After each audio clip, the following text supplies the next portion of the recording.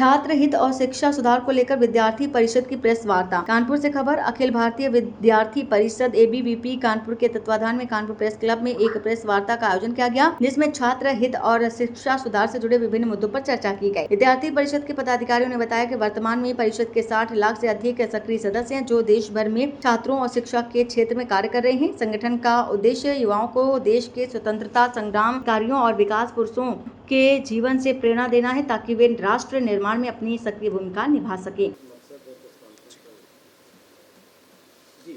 जी, आप सभी को नमस्ते, वंदे मातरम। मेरा नाम अंकित शुक्ला है, विद्यार्थी परिषद का राष्ट्रीय मंत्री हूं। आज की यह पत्रकार वार्ता अखिल भारतीय विद्यार्थी परिषद की गत मई में संपन्न राष्ट्रीय कार्यकारी परिषद बैठक को लेकर है, जिसके अंदर हमने 29 से 31 मई के अंदर शैक्षिक और सामाजिक विषयों पर चर्चा की।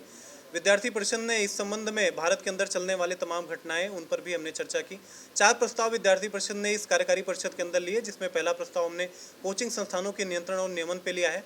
दूसरा प्रस्ताव कुलपतियों की जो रिक्त नियुक्तियां हैं, उन पर हमने बातचीत की है। तीसरे प्रस्ताव के अंदर देश की आंतरिक सुरक्षा को लेकर कौन से गतिविधियां आगे आनी चाहिए, कौन सी पहल भारत के अंदर होनी चाहिए, उस पर हमने बातचीत की है।